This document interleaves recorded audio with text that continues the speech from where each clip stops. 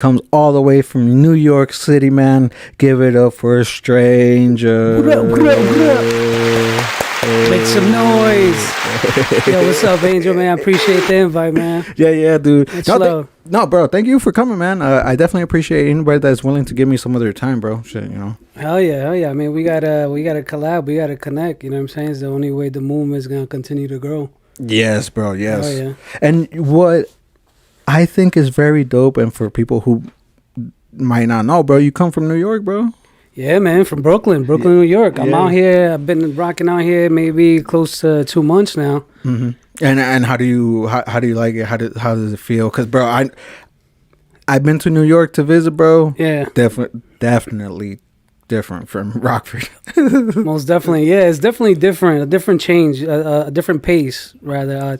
Shout out Paul Valentine, yo. Or shout out to Paul Valentine.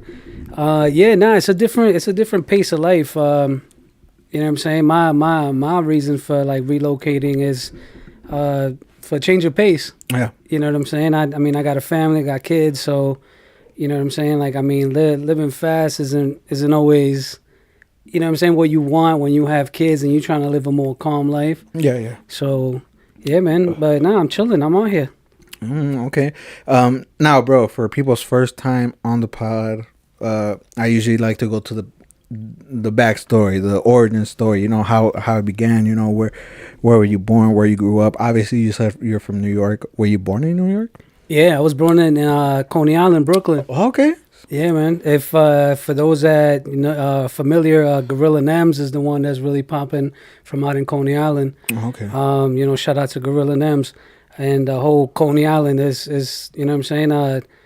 Born in Coney Island, Brooklyn. I've been in Brooklyn my whole life, and how was it, if you don't mind me asking, bro? How is it? We're out there in Brooklyn, or where did you say? What, Gorilla Nems? No, Coney Island. Coney Island, bro. Sorry about that. Coney. You mean like the amusement park, or because they have Coney Island Luna Park, like the amusement park where they got rides and all of that. Is the last stop on. It's the last stop. It's like the end of Brooklyn. Oh, okay. You know what I'm saying? And they got an amusement park, Stillwell Avenue. You know what I'm saying? Like every train takes you there. The F, the N, the Q, the W, B, D. You know what I'm saying? That's Stillwell Avenue is the last stop. And you get off there, and then you got Luna Park, the amusement park. Okay. But you mean as far as like the neighborhood? Like the neighborhood you grew up in. The neighborhood I grew up in? Yeah, All right, so like Coney Island Hospital, but I was raised in Kensington, Borough Park, Brooklyn. Oh, okay. Yeah. You know, shout out to everyone on East 3rd Avenue F. You know what I'm saying? I'm out here in Rockford, baby. I'm out here. It's crazy. You know what I'm saying? I'm 15 hours away from like what I know to be my comfort zone. You know what I'm saying? So it's dope, man. We out here. Yeah, for sure. And thank you for showing love on A2Z Podcast. I also want to give a shout out to I Am Luna. I am the Luna, Brooklyn. That's my baby right there. Okay, shout out, man. So, like, was there a rough neighborhood? Was it a decent neighborhood? Was it a quiet neighborhood, or? When I was growing up, when I was a kid, it was rough. Oh, okay. There was gangs. You know what I'm saying? Mexican gangs, Bloods, Crips, drugs, prostitution, which I'm pretty sure we still have that. You know what I'm saying? But it's definitely gotten a lot better. That neighborhood I grew up in on East 3rd and Avenue F, got it tatted on my hand too, and yeah, man. I mean, as a kid, the way that I remember it, definitely, you know, drugs, you know what I'm saying, gangs, you know, prostitution, and but now it's gotten a lot better, you know what I'm saying? It's actually, yeah, because it's just everyone that's there, they just don't want to leave from how safe it is now. Yeah. Yeah, so I mean, that's what's up, bro. Like when a neighborhood can turn for the better, that's what's hell up. Yeah. Nah, and I've always in these turkey giveaways. That's what's up, bro. Yeah, man. Yeah, I'm saying. I mean, we try to keep it, you know, about the culture. You know what I'm saying? About giving back to the people. With people that show love, it's only right for us to show love right back. You know, so we've done pretty well. You know, organizing the back to school giveaways, doing the turkey giveaways. You know what I'm saying? And everything's the back to school giveaways. I've managed to get sponsors from a lot of dope people that are also creatives that have done people that own tattoo shops. Okay, that's what's up, man. Yeah, you know what I'm saying? I've reached out to people by word of mouth. I've gone personally to go link up with people and pitch them my idea. Like, yo, I'm just trying to bring it back to the neighborhood, do something positive for the kids. You know what I'm saying? The next generation coming up. So, yeah, man, luckily I've gotten good, positive responses. And hopefully one day we'll be able to do something out here. Oh, hell yeah, bro. That'll be dope. Hell So I definitely want to bring it back, though. Growing up, so, like, were you, like, like, did the streets call you, bro, or were you staying away from the streets because you knew that it wasn't no good, or? Yeah, I mean, the streets were always trying to call me. You know what I'm saying? But I have friends that are in gangs. Close people like my right hand man. He's in a gang. I remember the day that he was basically blessed into the gang, and he came through to my crib, and face all jacked up. Oh, really? You know what I'm saying? Yeah, and then he ended up telling me like, yo, well, I'll tell you something, I joined. So then I was like, damn, and then also like, just growing up as a kid, I had family members, the childhood friends. Yeah. As far as I remember from my childhood, like the dudes that I grew up with, from what I know, most of them are in prison or dead. Yeah. You know what I'm saying? And maybe, I mean, that's how it goes, Yeah, unfortunately, maybe one or two made it out. You know what I'm saying? One of them is like no longer living in New York. The other one, he just went like a whole positive route. You know what I'm saying? So definitely shout out to them. Shout out to everyone trying to make it out. You know what I'm saying? And I've always tried to keep myself not only street smart but also book smart. You know what I'm saying? So I've always tried to keep a balance between the two, because you got to know how to move in the street, but you also got to be book smart to know how to move around in the corporate world. Oh, yeah, that's true, bro. Yeah. And like, did you find that out on your own, or did like somebody kind of teach you like, hey, man, you got to stay away from the streets and like put your head in the books or something? I think honestly, just by watching people make mistakes. I mean, yeah, I have learned from people doing mistakes as well too, dude. Yeah, hell yeah. Like you see and you're like, like I want to go through that. Yeah, like, I got the same goal, but now I see where you know what I'm saying, your luck wasn't the best, and now it's my turn, and now I know what to do, what not to do. Yeah. You know what I'm saying? So, yeah, for the most part, I've always tried to move like that, and overall be a stand-up dude, you know what I'm saying? All I got is my word is my bond, you know what I'm saying? So I've always tried to keep it 100 with everyone, doing straight business, whatever type of business I've always gotten myself into, you know what I'm saying, to not have enemies, you know what I'm saying, like just creeping later on in time, you know what I'm saying, they gonna pop out and be like, yo, like I remember you did this to me, and you know what I'm saying, trying to catch me on. Yeah, so I've always tried to move straight for, overall. Yeah, man. And so growing up, what did you do, bro? Like, was it just straight music, or did you get, because New York, bro, like New York, it's what, like fashion down there, dancing as well? Yeah, it's a little bit of everything, man. Yeah, I mean, graffiti, bro. I love the graffiti culture down there, bro. Yeah. There's a lot of dope graffiti out there, man. And I mean, New York is the mecca of hip hop. You know what I'm saying? So if you think about it, we got a little bit of everything. What like the way that I started, like, I mean, I came up first I started with shout out Sebastian Miller for the like. Word. I mean, I came up writing poetry. Okay. Yeah, I remember freshman year in high school, I started writing poetry. The English teacher that I had at that time, he was really dope in the way that he got you to like feel inspired to write something. He really got into your head, and he kind of like made that creative side of you come out. So I started writing poetry. I think I was 14 years old. Started writing poetry, and then once I turned 16, I recorded my first record with a homeboy of mine, Brian. Shout out to Brian. He moved out to Florida. We kind of lost touch, but yeah, he's the dude that I really started doing music with. And a record, bro, like the Round Things record? Oh, like a vinyl? Nah. Oh, okay, I was about to say, dude. Yeah, imagine that. That'd be crazy. And okay, so your boy Brian helps you out with your record. Like, how was it? Was it different from poetry? Because obviously you gotta. Yeah. So basically, I mean, I did poetry. From there, I was just like, yo, I want to turn this into a song. You know what I'm saying? So then from there, we kind of just crafted it together, to build like a song format. You know what I'm saying? Like a hook, 8-bar hook, 16-bar verse, a 4-bar bridge. You know what I'm saying? And then another 8-bar hook, and then another 16-bar verse. Bro, I know there's a lot to it, bro. I don't understand it, but I respect how people like they figure it out and shit. Yeah, nah, and I mean, it's definitely dope. The whole structure to it. Yeah. But it's pretty much how I started, and I mean, I'm pretty sure my first record sounded like trash, right?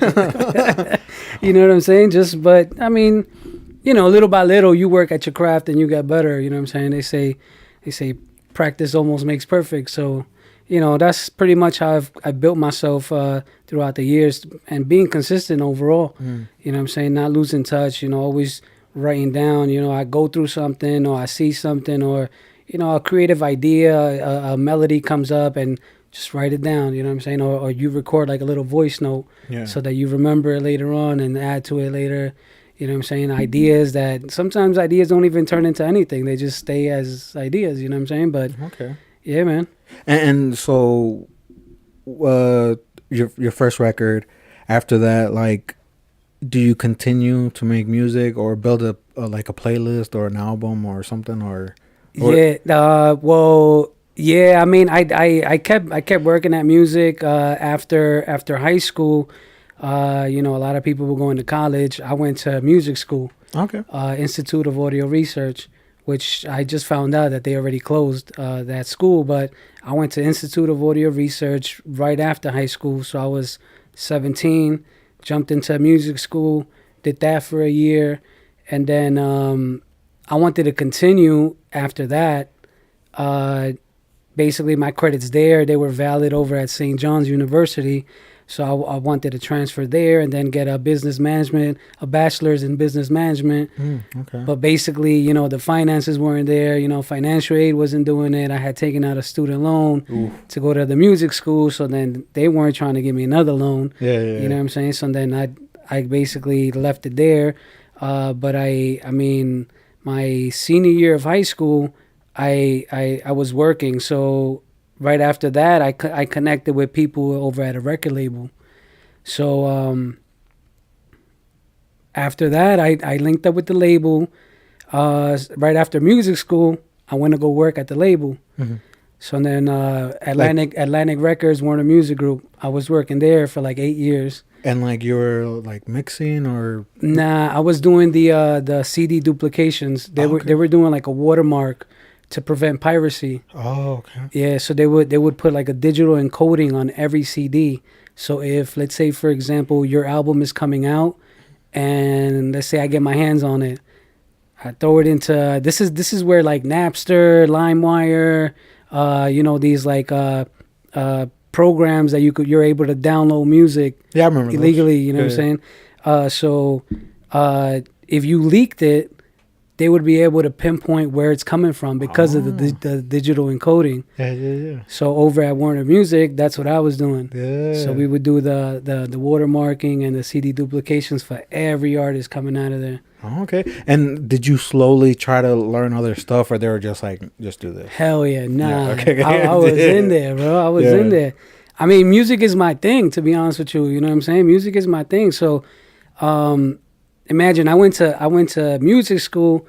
Oh shit! Shout out Vic Monster. Yo, Vic, what's up, brother? I went to music school. I went there for audio engineering, film post production.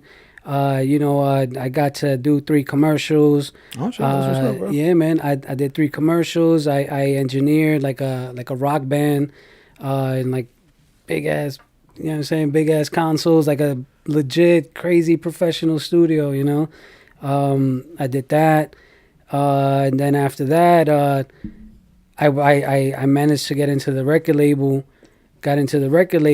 and from there, I started as an intern, actually, before I got into that department of doing the CD duplications. Okay. So while I was as an intern, I was reading contracts. So I got to learn a little bit more on how to read contracts, music contracts. You know what I'm saying? Yeah. 360 deals, all kind of like fucked up shit. You know? Yeah. Yeah, and I got to read Snoop Dogg's contract. Oh shit. Crazy, yeah. I got to meet Busta Rhymes. I got to meet Wiz Khalifa. You know what I'm saying? I got to meet Mario Lopez, Plies. At the time when Plies was like coming out, I remember when he first came in with like a bunch of goons, like crazy chains, like, you know what I'm saying? Walked in. I got to meet Birdman, Slim, his brother Slim. Yeah, man. And from there, I was just like, yo, this is my zone right here. This is, you know what I'm saying, where I want to be. So I was just slowly, you know, building connections, reading, learning things here and there, different departments. And, you know, overall, my goal was basically to one day have my own label. You know what I'm saying? So that's where El Imperio Records comes. Yeah. You know what I'm saying? So just little by little, everything has always added to what my main goal, you know what I'm saying? And now we're here. Yeah, and how long were you there until you made your own? I was working there for 8 years. Okay. Yeah, Oh, shit. I was working there for 8 years. During those 8 years, I was still solo. Like I did not have a team.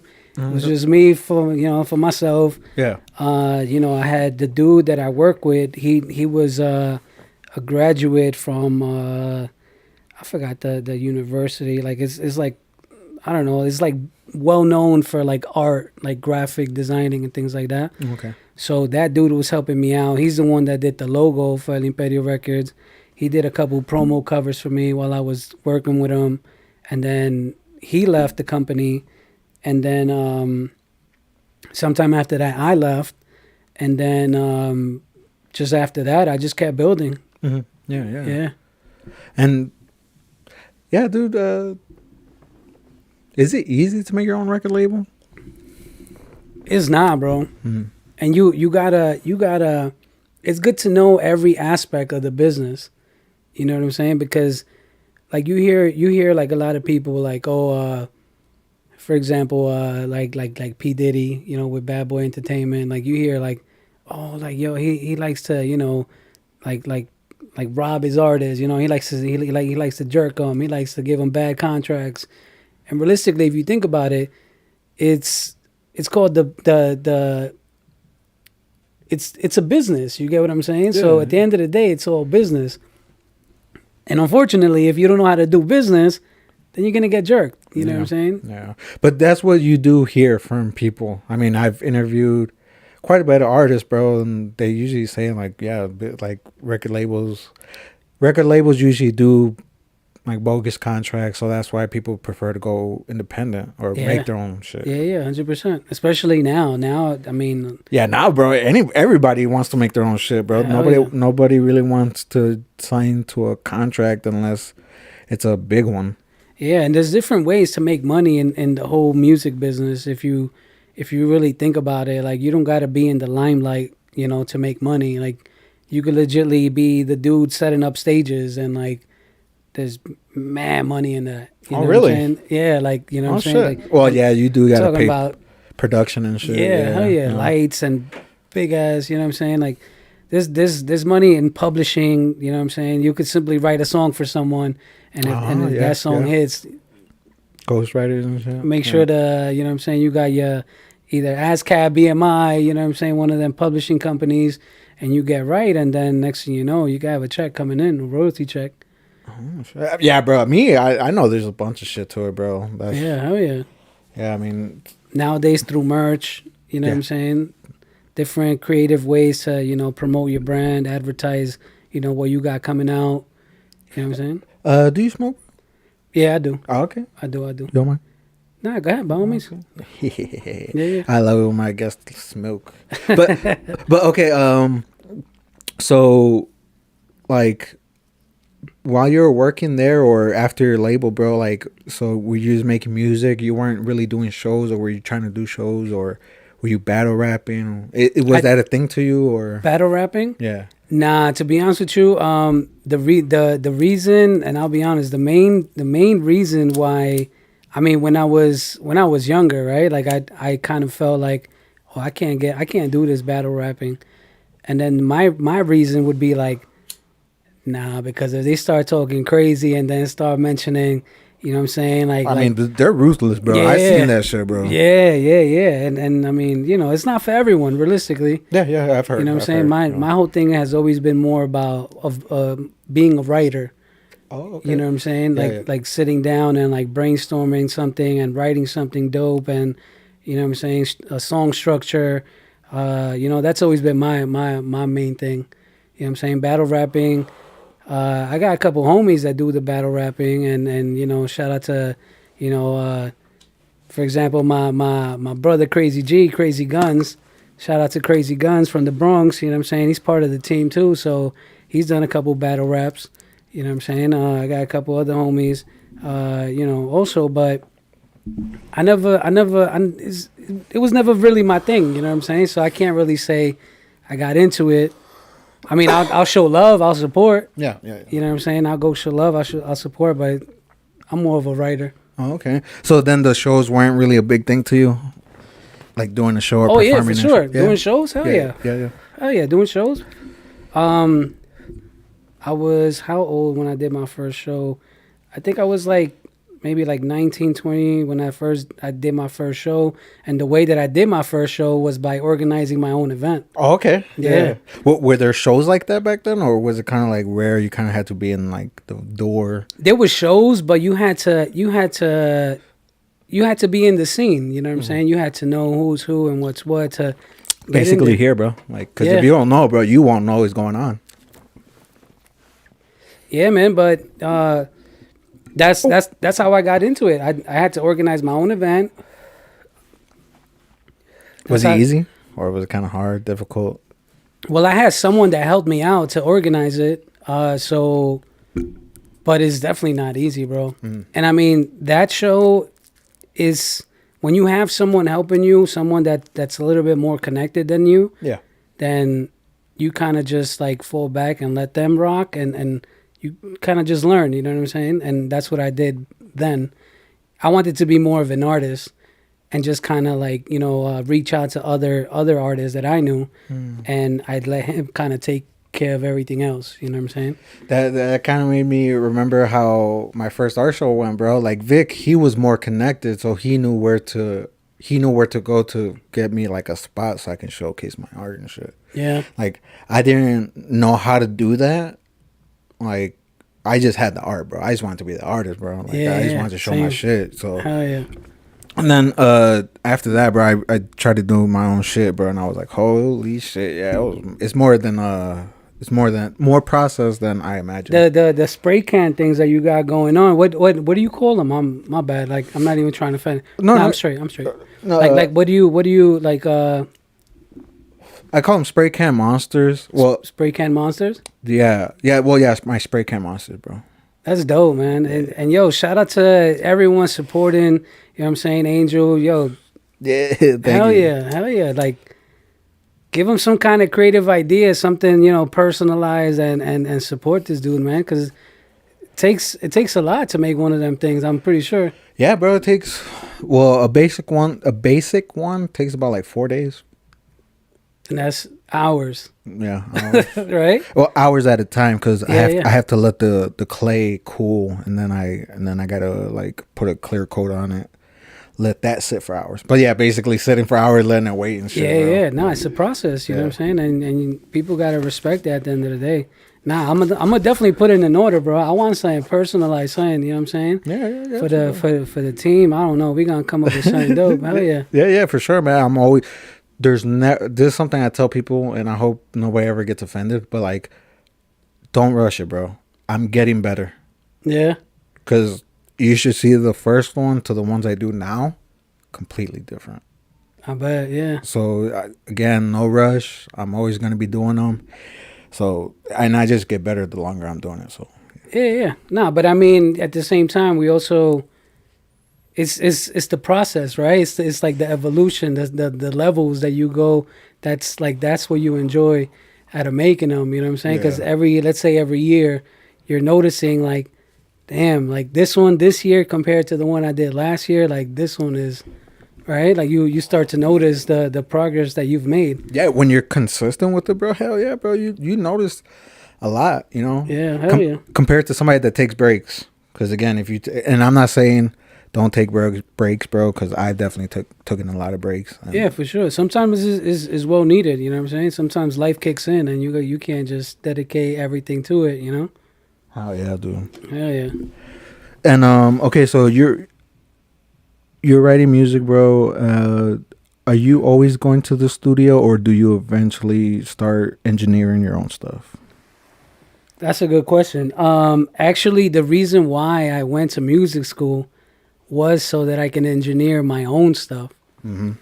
So to be honest with you, like the entire time that I've done music, and I've been doing music since, like I tell you, like the first time I recorded myself was when I was 16. Mm-hmm. And my boy Brian recorded me then, right? Yeah. But I went to music school after I graduated high school, so it was after 17. So let's say I was 18, 19.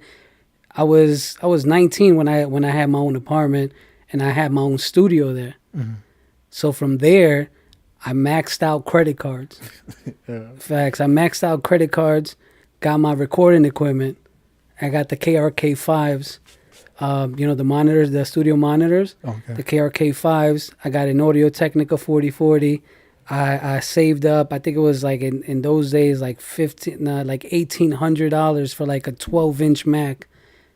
Mad happy, you know what I'm saying? I straight up cash. Yeah. Walked up in there with my pocket, looking chunky, and I went in there like, dropping $1,800 on a Mac that I had saved up myself to complete my studio, because I had gotten the monitors, the microphone, the studio desk, you know what I'm saying, and I had the Pro Tools, Mm-hmm. the MBox One. Those that are familiar with the whole Pro Tools and MBox, I had the very first MBox that stood up vertically. You know what I'm saying? Now they have a different one, but it sits horizontally. You know what I'm saying? So the very first MBox, I had the Pro Tools. Then I went into the Apple store, copped the Mac, right? Made it home, started doing my own thing, engineering my own records. And from there, from what I had learned from music school, because music school is only 1 year. So after the year, I finished high school. Straight after high school, 17, 18. By 18, 19, I was done with music school. But I had moved out when I was living on my own when I was 19. So from there, everything I learned in music school, I put it to work after I maxed out my credit cards and bought my equipment. You know what I'm saying? So from there, started engineering my own. All my records have always been engineered by myself. You know what I'm saying? Maybe, honestly, maybe 1 to 2 records that I'm going to go record at another dude's studio. But everything has always been done in-house. You know what I'm saying? I've recorded those records. Just recently that now I got a team. You know what I'm saying? I got a DJ, I got an engineer, I got the homies that like we're also artists. We're all part of, you know what I'm saying? Like my homie Crazy Guns, he raps, you know what I'm saying? So, but before that, I was always recording myself. Mm-hmm. So then I reached the point where I built a team, and then I felt comfortable with my DJ. He also engineers, so I got comfortable with him and the way that he was spinning out records. And then I was just like, yo, what's up with like what have you engineered for me, basically, you know what I'm saying? Like, let's link up. And now I felt at a point where I felt comfortable with someone recording me. You know what I'm saying? Because I've always been, I don't know if like selfish is the word, but I've always felt more comfortable like me engineering my own voice. Because then I felt like the day that I do go to a studio, I'm gonna be able to tell them how I want to sound, rather than them engineering to the way they want me to sound. You know what I'm saying? If that makes any sense. I mean, I get it, bro, because everybody engineers different. You know, 100%, and you got to feel comfortable with the engineer. And I have talked to people that know how they want their shit to sound. I met those people, so it's like, yeah. I mean, with DJ Madness, that's my DJ, my homie, my brother, my engineer. Shout out to DJ Madness from Yonkers. You Not too far from DMX's hood. Okay. You know what I'm saying? When I felt comfortable with him engineering me, you know, I let him do his thing, let him engineer to his ears. But and then if I felt like nah, let's make this change, or you know, a little bit here, a little bit there, then he started to get familiar with the way I wanted myself to sound. Okay. So now when I go record over at his studio, I don't gotta tell him like fix this or fix that. Like he'll send me the rough, and then I'll be like, damn, this shit is there already. You know what I'm saying? Mm-hmm. So then we'll if it's me with Crazy Guns, then yo, what you think about your verse? If he gives the green light, then we're like, yo, madness, yo, it's ready to go. You know what I'm saying? Like the chemistry is just a lot better now. And the people on your team, bro, are they people you met through the years, or just like longtime best friends, or just like? Well, Crazy Guns, I met him back in like, I want to say like 2014 maybe. Mm-hmm. 2014. He came out. I was filming a video. He came out to show love. It was actually the first time that I met him when he showed up at the music at the video shoot. But I didn't really like. He came out. He showed love. Then we kept in contact, and then from there we started collabing on records. Then throughout, you know what I'm saying, throughout the time, just to kind of get a little bit more familiar with each other, our vibes, you know what I'm saying? Because sometimes like Brooklyn and the Bronx is like it's a different vibe, you know what I'm saying? Even though we're from New York, but not everyone gets along with like someone from Brooklyn getting along with someone from the Bronx and vice versa. Yeah, I get it, bro. I mean, like, same here. Some people from wherever don't get along with people above there or below it or whatever. Yeah. So like, you know, something like that. You know what I'm saying? So then we just kept building, bro. Like he's been solid with me since day one, and you know what I'm saying. From there, we just kept making records. Then it got to a point where I was just like, yo, we got to build a movement. Like, we got to name this something, because people started responding well to the records that we were putting together. So from there, I was just like, yo. And records, bro, like, that's... like tracks, songs. Okay. Yeah. And were you doing the physical copies or, like, downloads? Yeah, physical copies. Oh, okay. Yeah, so we would do shows. We would take CDs, giving out free CDs. Because, bro, you know, I've talked to people that have never, like, downloaded or done physicals. Yeah? Yeah, dude. That's like, crazy, I know, bro. I feel old as fuck. Like, what? Yeah. Like, nice. Me, bro, like, I'm an old school baby. I'm a 93 baby, bro. Like, yeah. Well, and that might not sound too old, bro, but the thing is, I have older sisters. Right. And they're bringing their age, and my parents are even older, bro. They're, like, from Cali, like cholos before the bald, like the slick back hair. Yeah. And that's my dad's time, bro. Like, so what, they listen to like oldies, right? Oldies, and then my parents, right? Parents were like oldies, and then my sisters were like more modern, like Backstreet Boys, DMX, Biggie Smalls, like stuff like that. Yeah. So I had like a taste of everything, bro. Yeah, I remember. I mean, I'm a late '80s baby. I'm born in '86. 86. Yeah, so okay. I got to see like both. You know what I'm saying? Like the late '80s, and then the early '90s, the 2000s. You know what I'm saying? Obviously, but like I got to like what I was listening to was like definitely DMX, Tupac, Biggie, Onyx, 50 Cent when 50 Cent came out, you know what I'm saying? Like G-Unit, you know what I'm saying? Like Murder Inc., you know, that whole era, like, yeah. And going back a little bit more back, I remember listening to Big L, Psycho Realm, you know what I'm saying? Yeah. So, yeah, man, definitely. Yeah, what's it called? Yeah, dude. So, yeah, how was the physical copies? Like, yeah, like, I mean, I had to connect, to be honest with you, for a good minute, because I was working at the label. Yeah, no, I'm not. Yeah, were you spending out of your pocket, or did you get a deal to do like? Nah. Oh, okay. I was getting them basically like on the. I mean, I was making them. Okay. You know what I'm saying? That was my job. Like I was making them. I was doing CD duplications at the record label. Okay, I wasn't sure if you were able to do your own stuff too. Hell yeah. On the time. I mean, Okay, I'm sure they wouldn't have been cool. I don't know. Maybe they would have, because I was cool with them. You know what I'm saying? Yeah. The people that ran the department, like I was cool with them, so they probably would have been like, yeah, hell yeah, go ahead, make your own shit. Okay. I mean, I was doing it. I mean,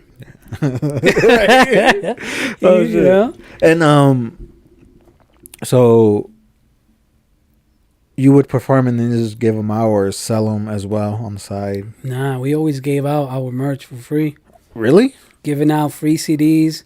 I would make T-shirts, Mm-hmm. and then I would just throw T-shirts to the crowd as I'm performing. That's what's up. You know what I'm saying? Because I looked at it like it was gonna be free promotion for me. Yeah. Low key, bro. I tell artists like, bro, like merch is cool.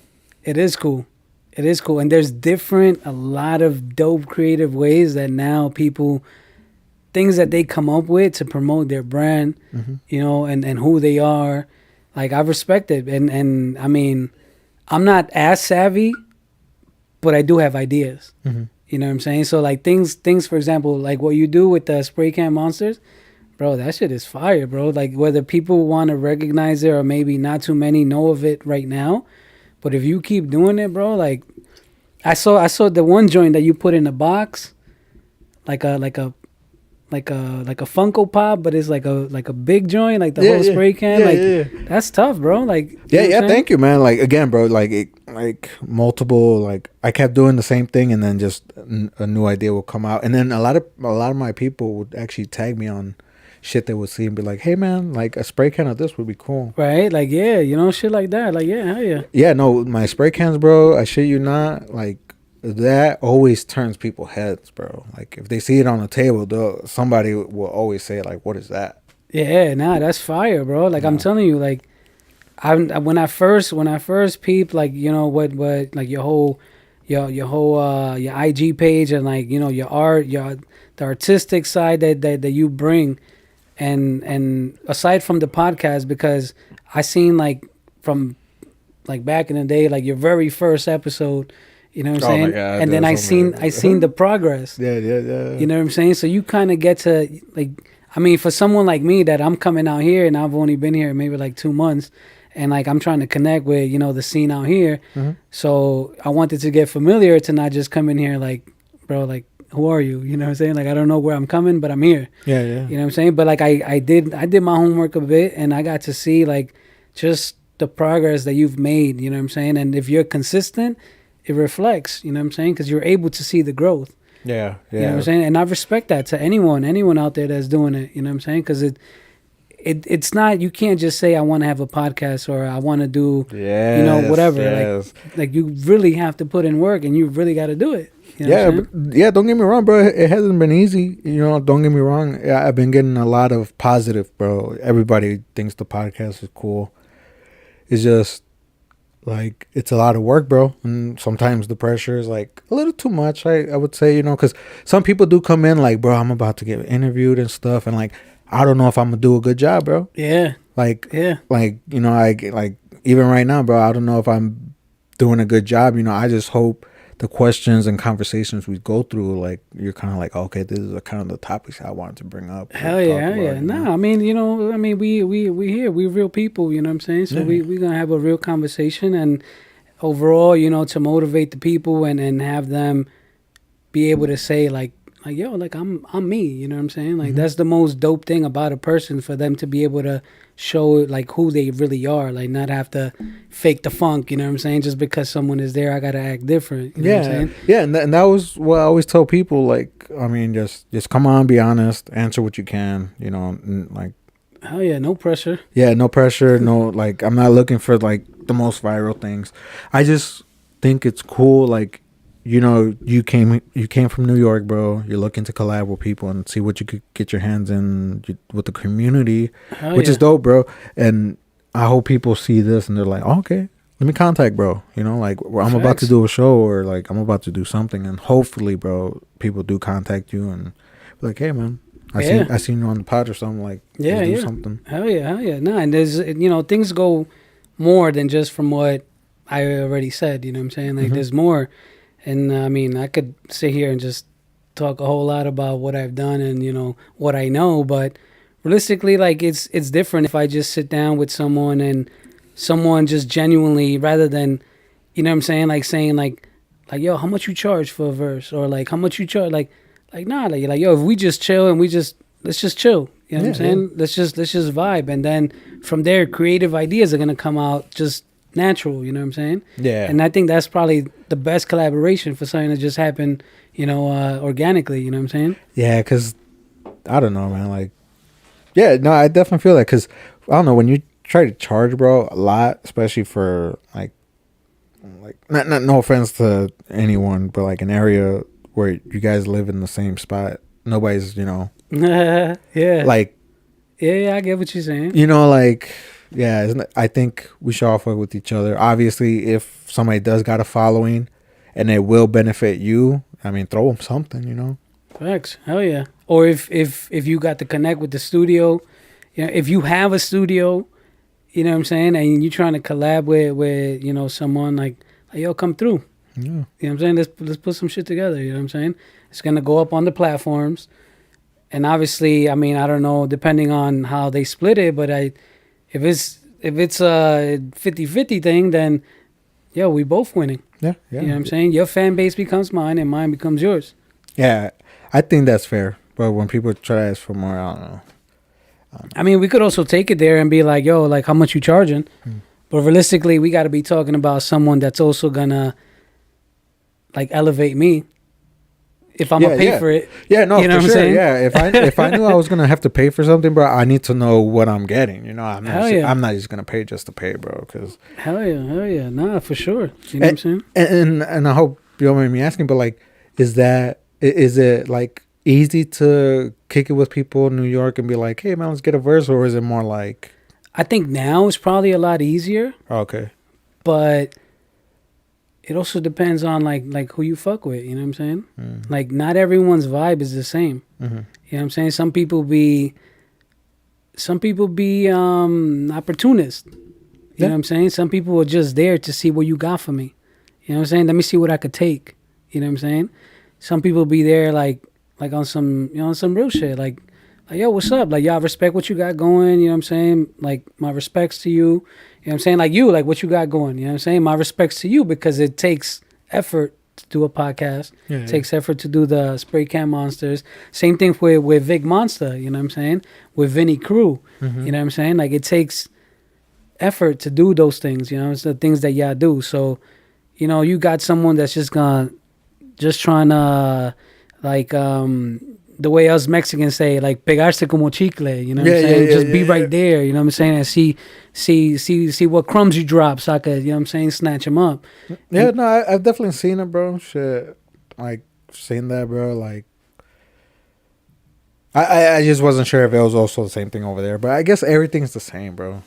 Bro, if anything, I mean, I don't know about here because I don't know too many people, but, I mean, shit be cutthroat, you know what I'm saying? People be, you know what I'm saying? They either they're hating or they're hating more, you know what I'm saying? And I don't know. Like, I look at it like, yo, if they're hating, that's because you're doing something right. You know what I'm saying? Yeah. And if you focus on that type of energy, then we heading the wrong direction, you know what I'm saying? Because if I just focus on what I got to do for what I'm trying to do for, like, who I am, I'm just on a straight path trying to get to my goal, you know what I'm saying? Everything else that comes at it, like, is just, I guess, the cherry on top. It comes with the territory. Yeah. You know what I'm saying? No, I definitely feel, man. So, like, me, bro, like, yeah, don't get me wrong, bro. I've been everywhere with, like, man, should I do this? Should I not do this? Like, is it really working for me? Like, I mean, don't get me wrong. I meet cool people like you and yeah, no, I appreciate that. Hell yeah. And I get to learn. I've learned a lot about Rockford, bro, because I thought Rockford was not that interesting. It's very interesting. There's mad talent, bro. Yeah. There's dope talent. I did a show with Vinny Crew, the show out Saturday. I believe he's like the organizer and promoter to these events. Oh yeah, Before Your Time Productions. Yeah, shout out to the whole team, you know what I'm saying? Vinny Crew and everyone, and I linked up with Vinny Crew, and I did a show, I think like the first week or second week that I made it out here, and I got to see some dope talent, you know what I'm saying? Like, I didn't know what to expect. All I knew is that I wanted to get there and talk my shit, you know what I'm saying? Like, I wanted to go and showcase what I got, you know what I'm saying? And I got to see some dope talent, you know what I'm saying? So, shout out to the dope talent that performed that night, you know what I'm saying? Yeah, dude. Yeah, Vinny, yeah, he's definitely been doing the thing. Thank you, bro. Yeah, man. Vinny's been doing his thing for a while now, bro. Even before I knew he was Vinny Crew. Yeah. Like, yeah, bro, I think he was always doing his music shit, bro. So I heard a record that he released, and that shit is fire, too. Mm-hmm. He just recently released a record, and that shit is fire. I believe he's also working. He's also like an engineer producer, bro. I peeped that. Yeah. I peeped that. Rock Royal. Rock Royal, right? Yeah. Yeah, shout out to them, Rock Royal Studios. I seen that. It's a dope. It's a dope studio. So it looks like a dope environment. You know what I'm saying? To put some creative shit together. Yeah, no, yeah. They also got like dope engineers, bro. Yeah, I'm pretty sure. Dude, yeah, Rockford, again, the more you go into it, bro, you'll find out there's like a bunch of studios, a bunch of artists and producers, bro. Neil's another one, I believe. I never met him, but from what I heard, he's also another deep underground, like, producer here. Oh, yeah? What's his name? Neil? Yeah. I don't know his last name, but yeah, like Neil. Yo, shout out to Neil. Let's get something going, you know what I'm saying? I believe if I follow him on Facebook, I'll tag you, bro. Yeah, hell yeah. I'm not sure, though. But yeah, bro. And he's somebody that has produced a lot of people like that came out of Rockford, bro. Yeah. And maybe from all over. I don't know. Hopefully podcast coming soon. Yeah, hell yeah, for sure. And So let me ask you, what made you decide to do a podcast? So when I did my art show, I didn't know all this talent in Rockford, bro. Like, I thought Rockford was basically a countryside, bro. Okay. I thought it was like nothing, like a dead town that like is pretty small. Cause I came from Chicago. I was born in Chicago, the South Side, bro. So I was used to a bunch of everything, bro. Like a bunch of people, a bunch of houses and shit. And when I came over here, it was a lot little, bro. It was like way smaller.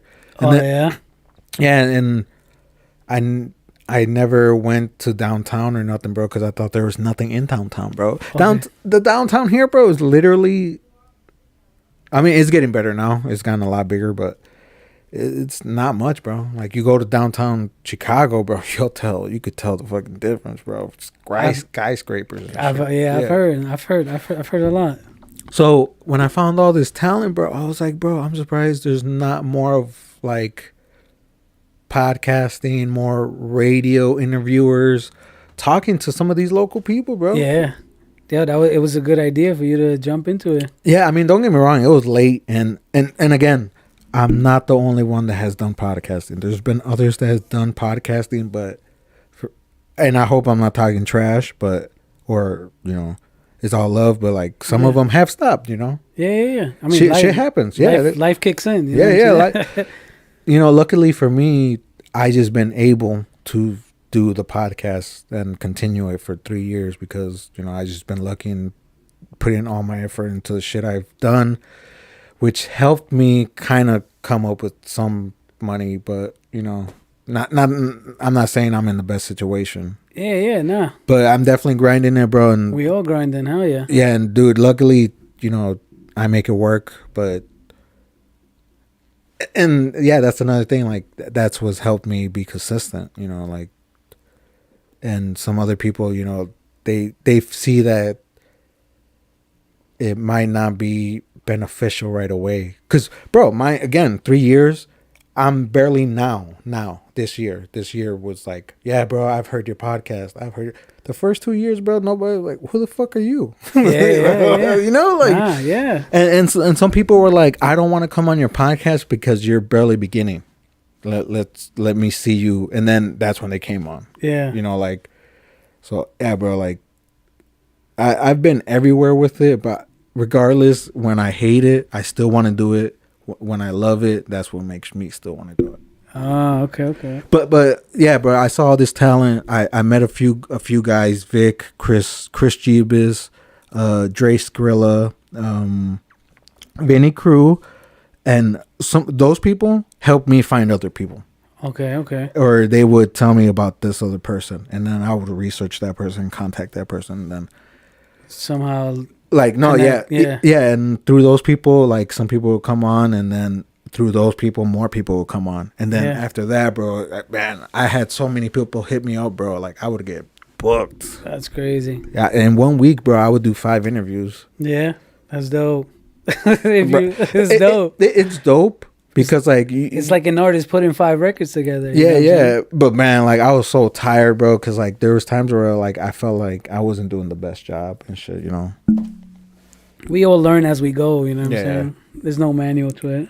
And again, just through consistency, I've learned to get better at it. You know, I learned to not double book or triple book because that's happened, bro. Yeah, that's crazy. And they all show up at the same time. One accidentally one took longer than expected, and the other one was like waiting outside. Oh shit. Okay. And again, bro, I try to be professional, but at the same time, if people aren't professional and show up on time, that's why, you know, I always tell people who I meet first, or like I've never met in person, like, yeah, bro, don't be late. I try to let it be known, so that way people are like, oh, you didn't let me know, bro. Like, yeah, true. Yeah, you know, and I hope I'm never mean to nobody, because, you know, I try to be bold, bro, because I don't want to seem like the asshole. Yeah. No, I mean, you know, people got lives, bro. You know, at the end of the day, so it's like, yo, if you don't value your time, then you're definitely not gonna value mine, and so then why should I value yours? Yeah. You know what I'm saying? So, and I always try to emphasize that. It's like, bro, like you're giving me your time, bro, so I really appreciate it. So hopefully I don't fuck it up. No. It's feelings mutual, bro. Because at the same time, I know you also have a life. You know what I'm saying? Like the same thing, like myself. But the dope thing is that we're here, and shout out to everyone that's tuned in. You know what I'm saying? Yeah, definitely, man. And we gonna keep this movement growing for sure. Yeah. But dude, I know we kind of segue hard right there, but music. When did you get into the digital, bro? Because I found your SoundCloud as well. Yeah. I mean, I've always put out records. Whether it was through Facebook, through YouTube, through SoundCloud. I've always tried to somehow get it out there. Mm-hmm. You know what I'm saying? And just like you found it, like I'm pretty sure you made it to SoundCloud, but first you probably made it through Spotify, right? No, YouTube, then Spotify, then SoundCloud. Okay. So you know what I'm saying? Like I always like thought of it like somehow, some way they're gonna find it. You know what I'm saying? And they're gonna find something else, and they're gonna just take it back, and they're just gonna. And it took me a second, bro. I had to look through a couple strangers, bro. Yeah. I know there's this other dude that goes by the same Stranger, but I think he added like the great to it, like. Yeah, and what made it easy too, I narrowed it down to New York. You know how it also has a location and shit.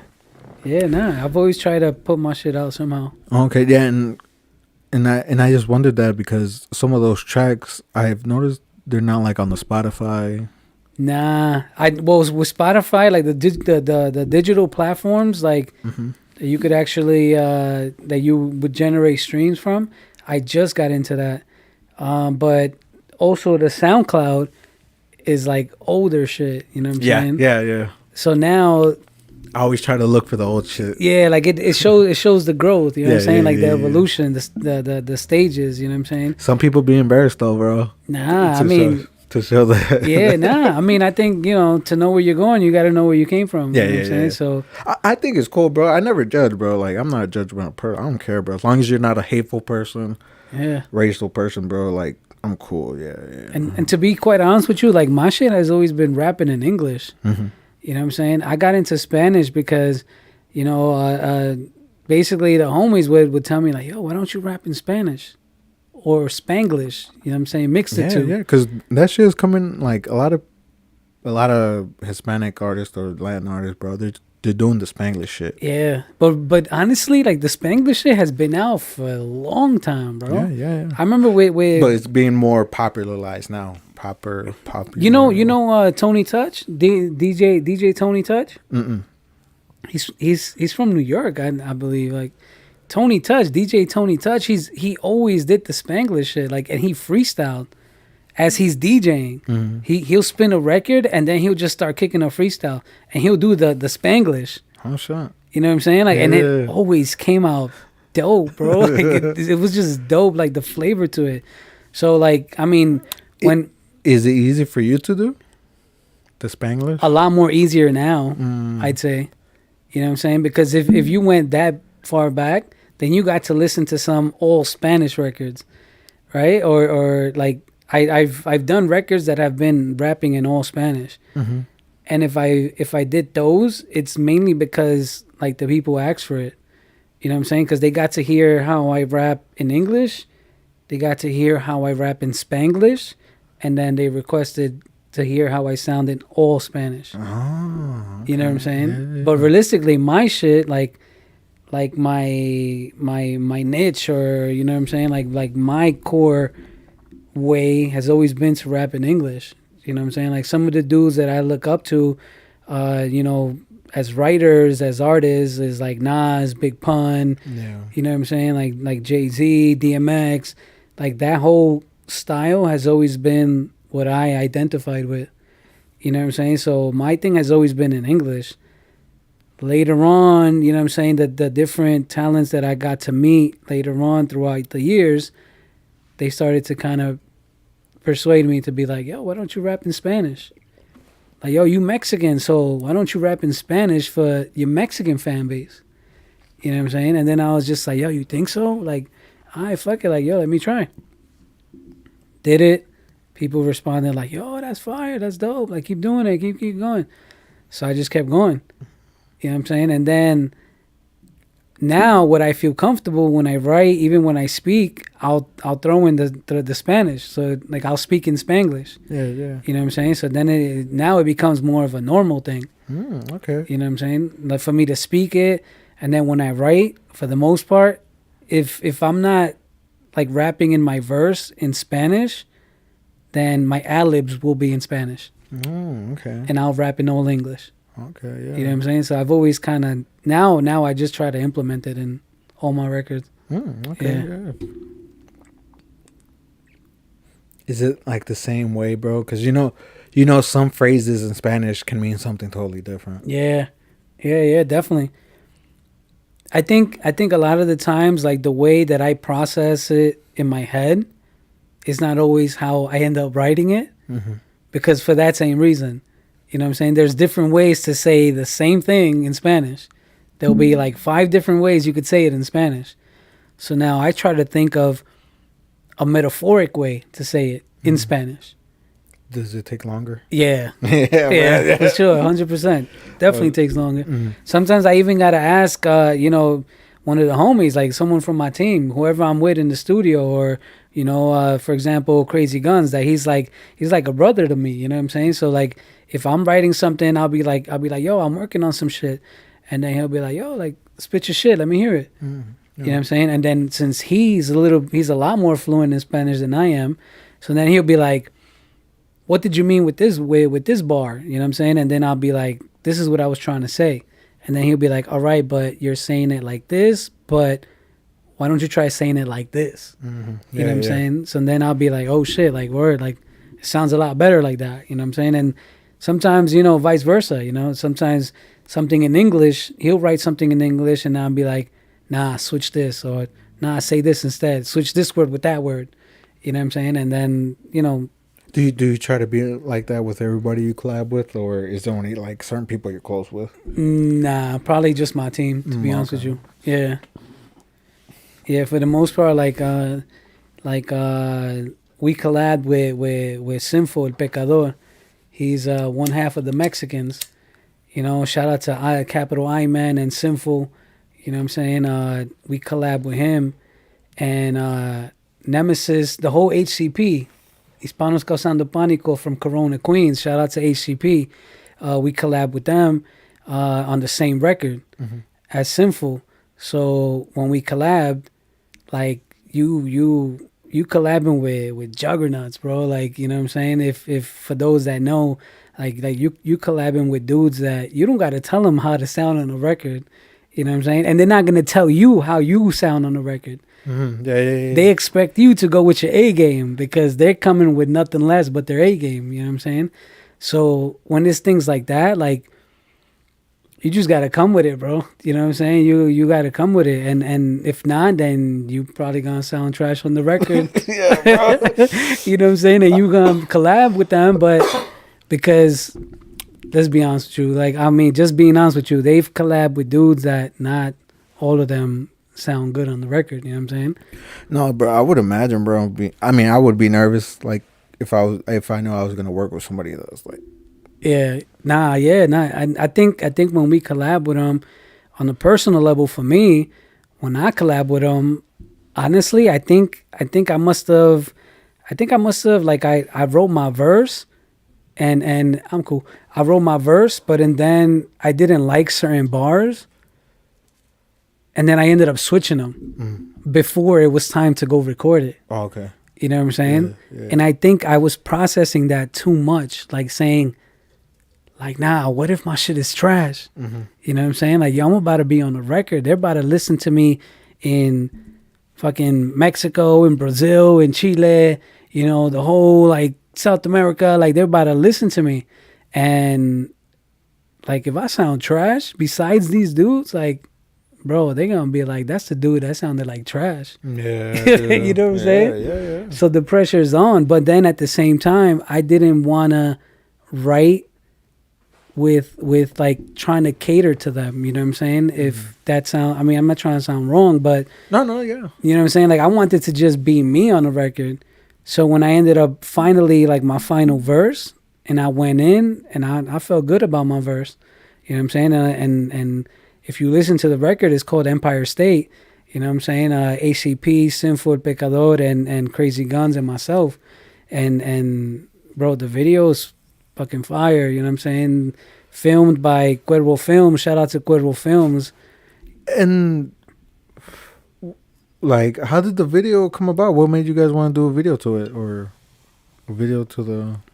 We felt like if we were gonna collab with these dudes, we had to go all the way with it. You know what I'm saying? We felt like, yo, if we gonna collab with them, we talking about ACP, like, honestly, like, you know, not only are they dope, they're dope talent, right? Yeah. But I've known Nemesis. Nemesis is one of the members of the group. I've known Nemesis for like probably 20 years, bro. Oh shit. Yeah, and we just collabed on that record like recently, you know what I'm saying? And then we ended up collabing again on Mic Check. You know what I'm saying? But that dude has been solid the whole 20 years I've known him.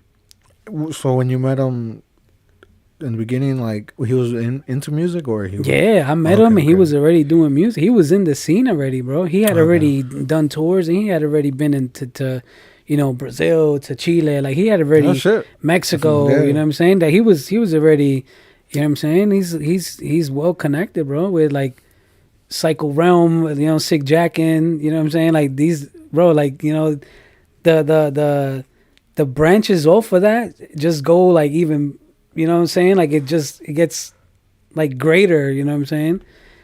Like, so yeah, like the fact that I was connected with them, it was in the like the, how do I tell you, like, it was never like an opportunist, like a way for me to, because I know him, I gotta collab with him and he's gonna put me on and you know what I'm saying? Like, I wasn't being an opportunist. You know what I'm saying? But we kept in touch just as homies, you know what I'm saying? Yeah. He kept doing his thing and then I kept doing my thing, and when the time was right, we did it, you know what I'm saying? But no, I feel you on that, bro. Yeah. Because there's some people out here that do got a following, and like, I don't bother them as much because I don't want to be like, I'm trying to grab your shit all the time, bro. Like, Yeah. Like, yeah, usually the first time, like, you know, that's really a thank you, bro. Like, thank you for giving me your time, type of shit. Like, Yeah. the second time is up to you, and if you do come the third time again, you know, like, I appreciate it every time. I always try to make sure everybody's comfortable.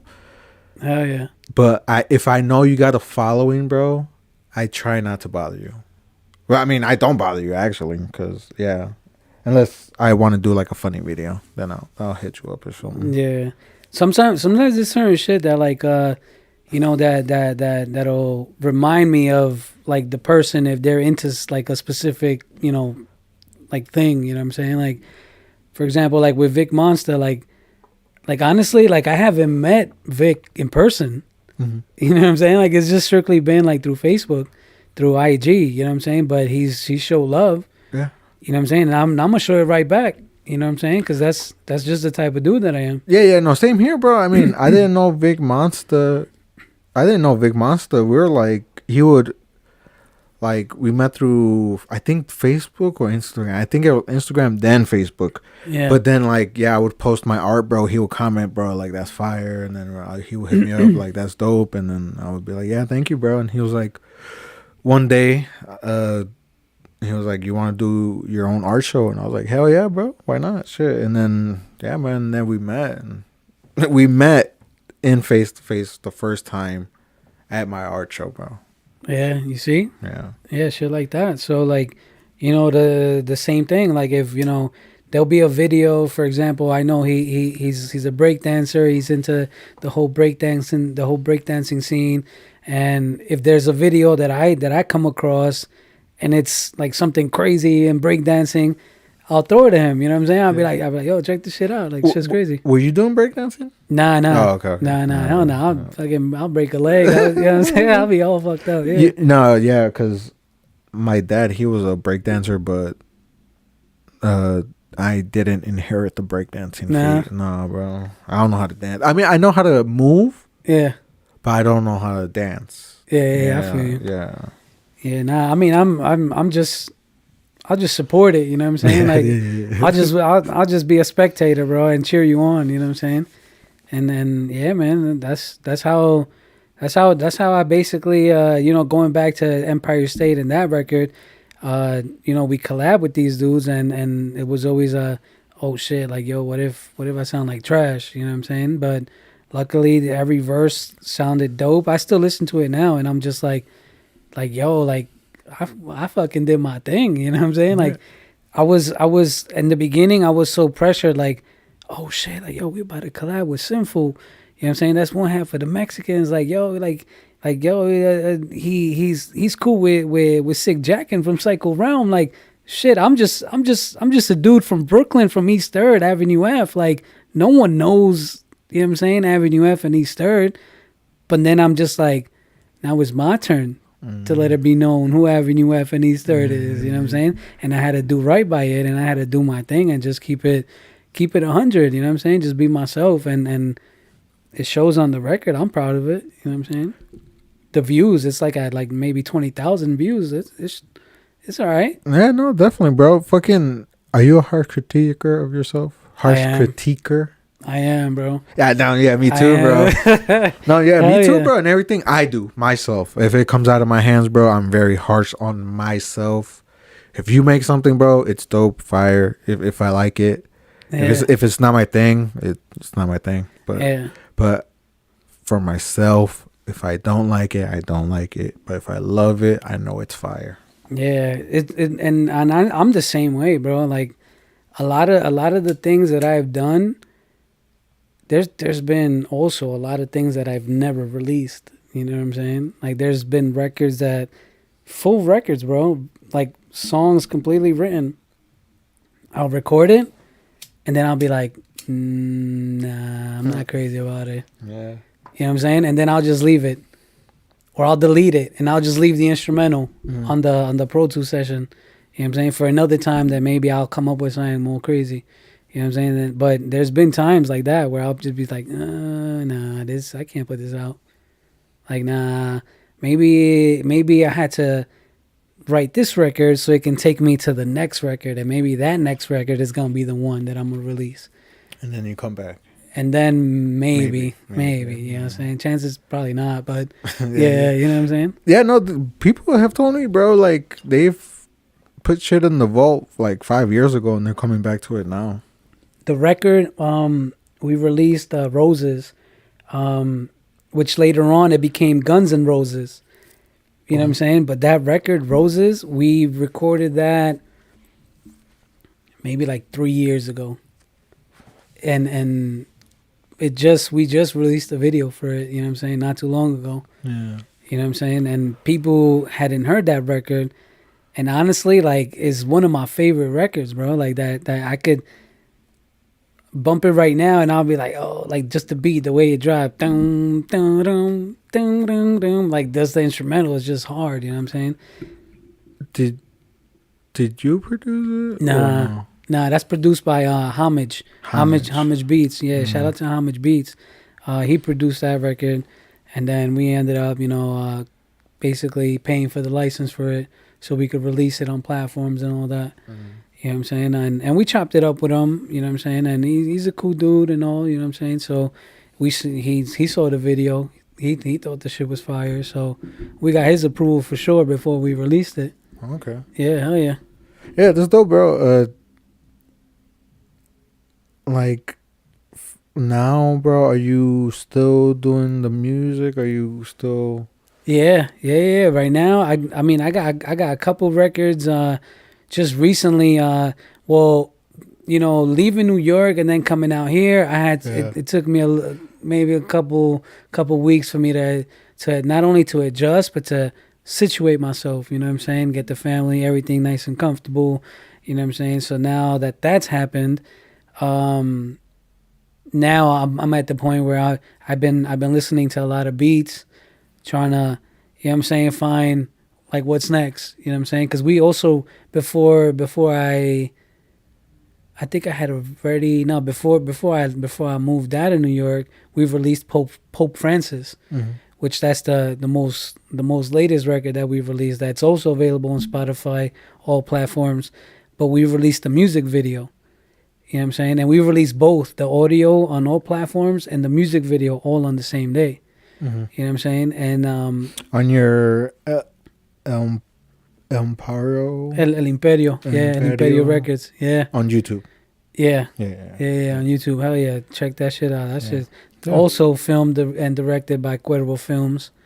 You know what I'm saying? So we released that record, and honestly, like, my train of thought was, I need to go out with a bang before I leave New York. You know what I'm saying? And nobody knew this. You know what I'm saying? Because I like to be very, like, when it comes to my personal life, like, I try to just keep that for me. You know what I'm saying? I'm not really, I don't like to put a lot of my business out on social media.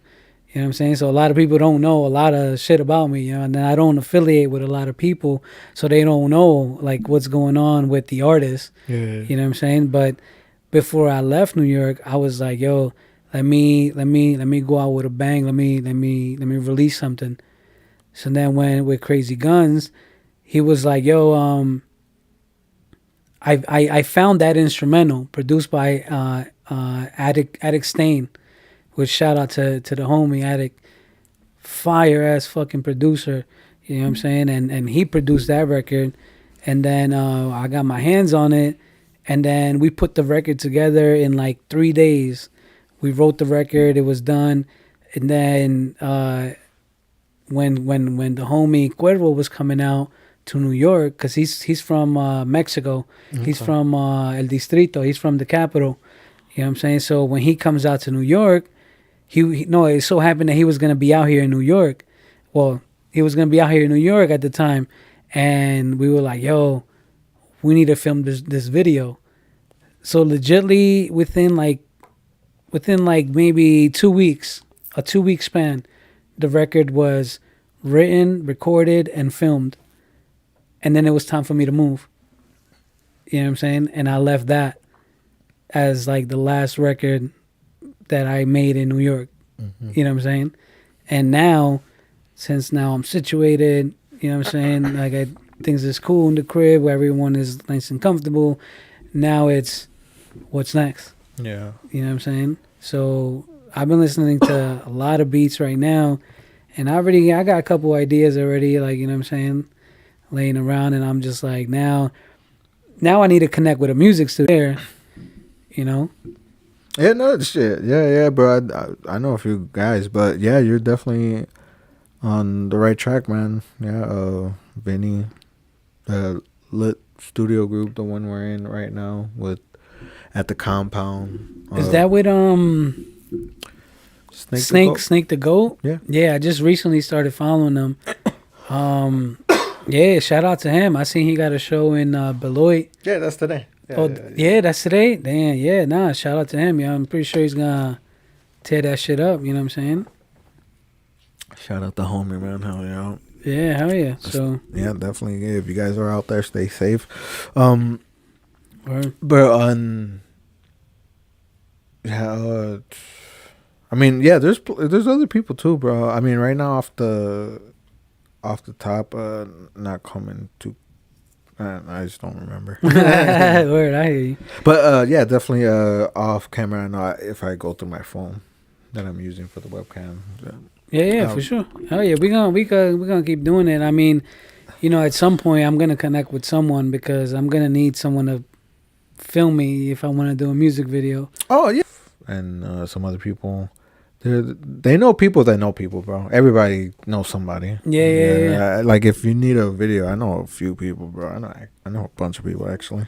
You know what I've always wanted to do that I didn't get the chance to do. I'm up there. So is it more rap than rock, or is it like?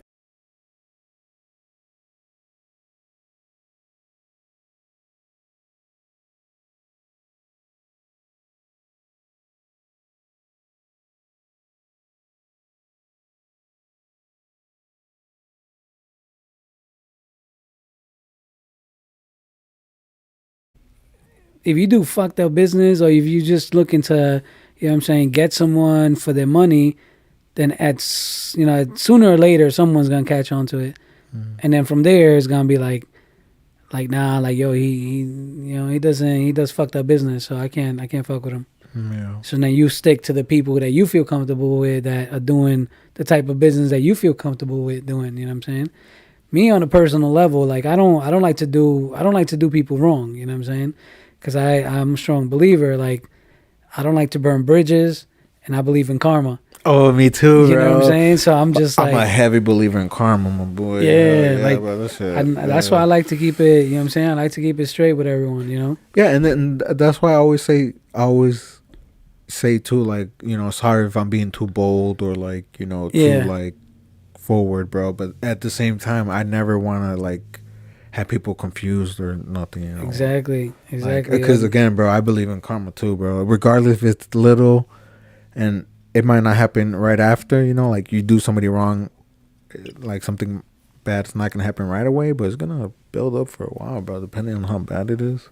Yeah, and you know, your character shows like through time, you know what I'm saying? You're at the same event, you're rocking with the same people. Yeah. But then you know certain people that are in that circle that do fucked up business.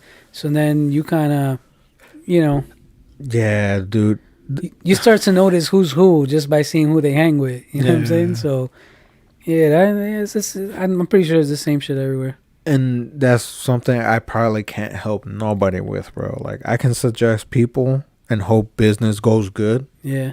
But I can't guarantee something might not happen. Or, you know, like, that's one thing I've figured out that, like, people are not going to say, like, oh, he's going to do you dirty, bro. Like, you got to figure it out on your own. Yeah, facts. And I mean, not everyone's business has to be your business. You know what I'm saying? So at the end of the day, like, you know, if people fuck with you, they're going to fuck with you regardless. If, you know, if they connect, if you were connected through someone and it might not be for them.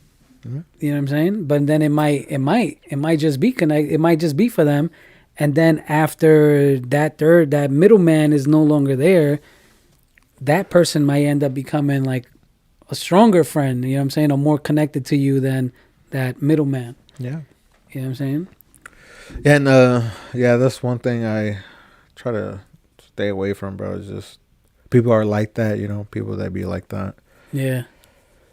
Yeah, hell yeah.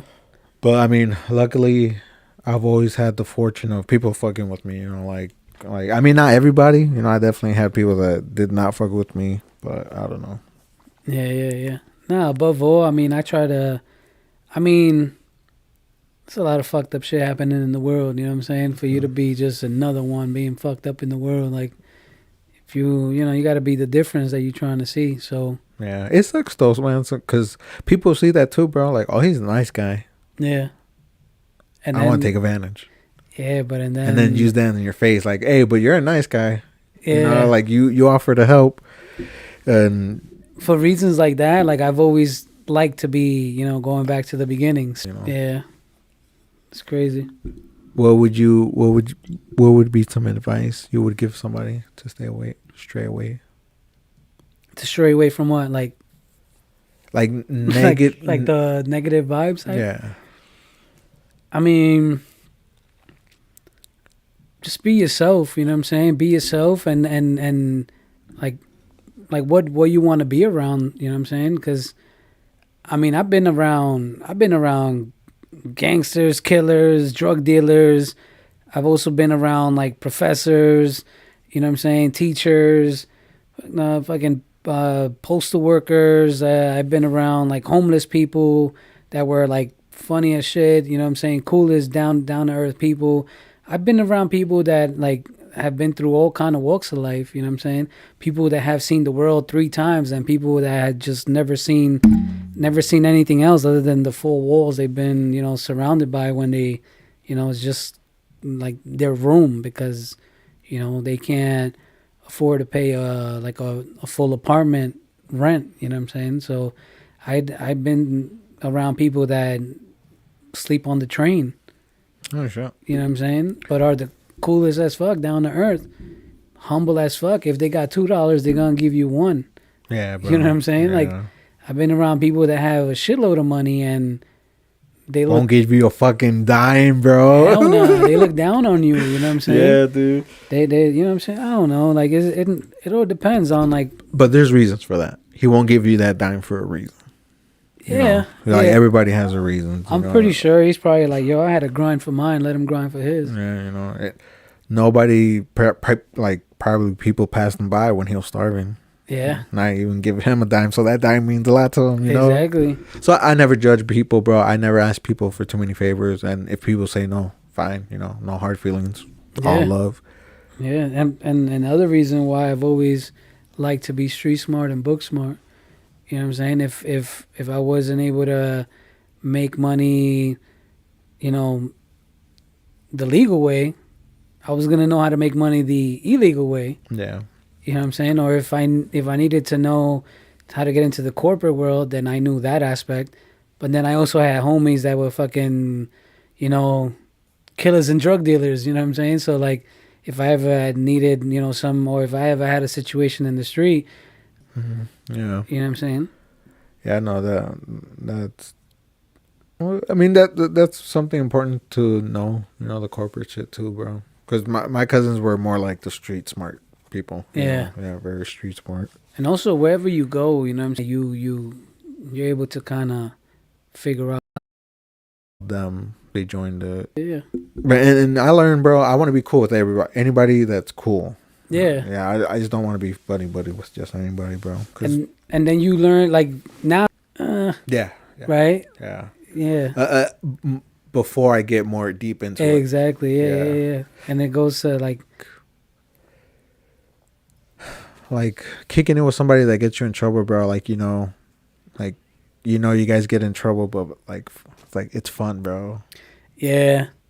Until like it's like a really rough situation, and then they're just like, I don't know, shit, that was him. Yeah. You know what I'm saying? And when it really wasn't, like, you know, it could have been, I don't know, something that like both of y'all masterminded or something. You know what I'm saying? Sometimes people fold under pressure. You know what I'm saying? Yeah, like I don't know, man. Like I think it's just me though. Like the times I got into bad situations.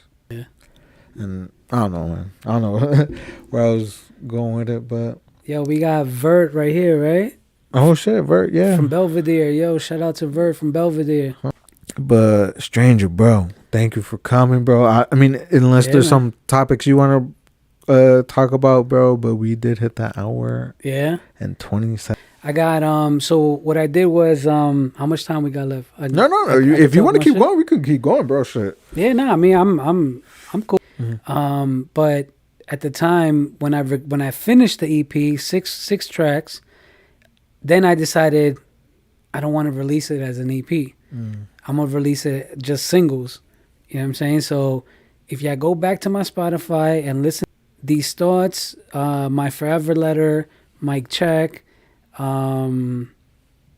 those are records that are on the EP. You know what I'm saying? Okay. So far I released 4 records off of the EP, and I have 2 that I have not released. Just you do have singles, right? Yeah. When I started, so to say, like when I started like making money off of music, Uh-huh. that's when I got into Spotify. Mm. You know what I'm saying? Because then I was just like, okay, so they know these records, they know this one, and so now it's time for me to jump into the platforms. Like, let me start generating. You know what I'm saying? And you know, I mean, the moment I got paid for my first show, from there I was just like, okay, shit is on another level now. Mm-hmm. You know what I'm saying? I remember I was doing shows and I was just trying to get in, like wherever I could get in. You know what I'm saying? But now I ended up I've been paid for shows. We did a tour in Mexico, you know, and from there when I started to realize like, holy shit, like this shit's elevating. So from there I was like, now it's time. Let me put on, you know, the records that I really felt like these need to be on, you know, all digital platforms. That's at least that people have heard and probably have if you got a hold of the CD that I was giving out during that time. But there's records that are on CD that are not out on Spotify, SoundCloud, YouTube, Facebook, you know, none of those medias or whatever. Oh, okay. Yeah. Yeah, I almost forgot. Are you on Apple Music? Yeah. Oh, yeah. Apple Music, Spotify, what's another platform? Deezer. Really? Yeah, on like all whatever platform there is out there. You know what I'm saying? I'm on there. Do you go through like a distro or like a different company? Through then I switched to distro. Hmm.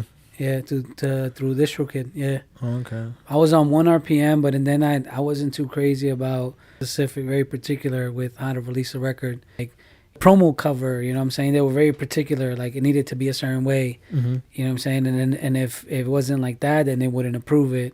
And then I was just like, oh fuck, like I want to be able to release records, you know what I'm saying? Like put together the promo covers that I have, I've made them all, to be honest with you.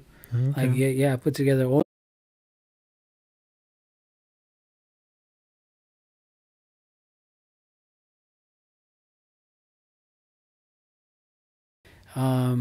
You know, just like different forms of art. Have you ever DJ'd, bro? DJ'd? Tried it? Nah. No. Okay, because Nah. the hat was giving me DJ vibes. Oh yeah. Nah, I've always been into bucket hats. Probably since like first time I saw LL Cool J rocking a Kango hat. You know what I'm saying? Like I've always been into it. And I always thought like producers always like would dabble in the same thing as like DJing and shit. I've always wanted to like maybe not DJ but produce, make my own beats. Mm-hmm. But honestly, like this shit is not fucking easy. Like there's like a whole science to it. You know what I'm saying? Like it takes a whole lot of fucking time, patience, ear. You know what I'm saying? And you know, I think I fell in love more with writing. I can't be all over the place. You know what I'm saying? Like I need to focus on one thing. You know, and I mean, I went to music school. I went to music school only because I wanted to be able to engineer myself. You know what I'm saying? So it's the only reason why I did it. You know what I'm saying? And to learn another aspect of what the bigger picture is. You know what I'm saying? So I wanted to know, you know, studio language, you know, and an engineer's ear is different from like a listener's ear. You know what I'm saying? So I just wanted to, learn other aspects of what it takes to make music. Yeah, dude. Yeah. Have you dabbled in other genres of music? I've written like R&B songs, Mhm. but this was like early on. I knew a couple singers, Yeah. so I would write for them. You know what I'm saying? And this is the one I want to ask you too, because I almost forgot. Have you ever ghostwrited for anybody? Yeah. Really? Yeah. I have this one. I have this one record called Elimperiobusinessbookings Mm-hmm.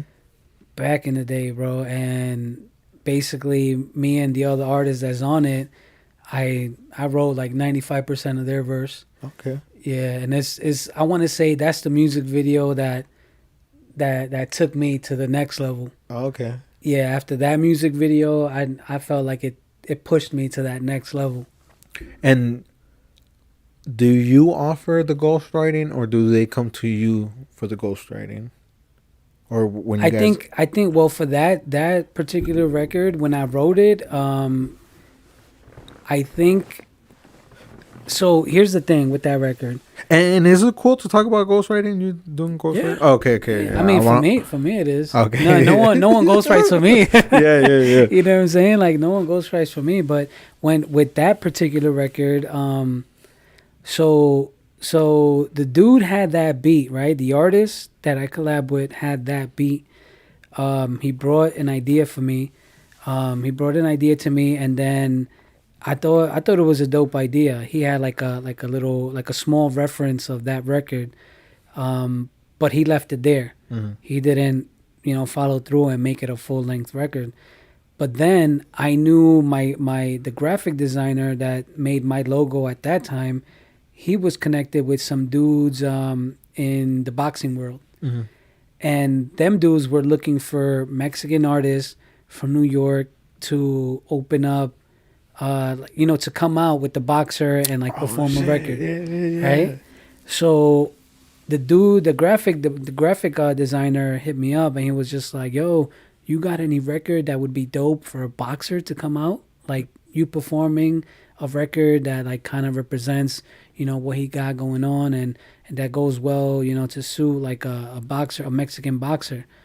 And then I was like, and then I thought about that record that the other artist had let me listen to at that time, right? So then I was just like, yo, I'm like, yeah, I think I do. Mm-hmm. So then I went back and I hit him up and I was just like, yo, this record, what are you gonna do with it? And he was just like, nah, I mean, I put, this is what I did to it, but I never did anything else to it. And I was just like, all right, well, listen, there's this opportunity for us to open up for a boxer, a Mexican boxer up and coming. He needs an intro song. So, and they're looking for a Mexican artist from New York to perform this record, come out, performing while the boxer is walking to the ring. Yeah. And I'm like, and I think this record would be dope for it. You know what I'm saying? And then from there, that's when we got into the studio. I wrote my verse. I wrote my verse on the spot. He wrote his verse. And then I was just like so focused on that opportunity with the boxing that I was just like, yo,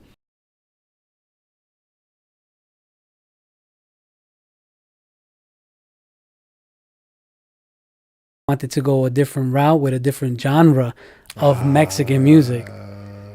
Yeah. Like what? I think he wanted to come out with like was into rap, and he wanted it to be a Mexican rapper from New York.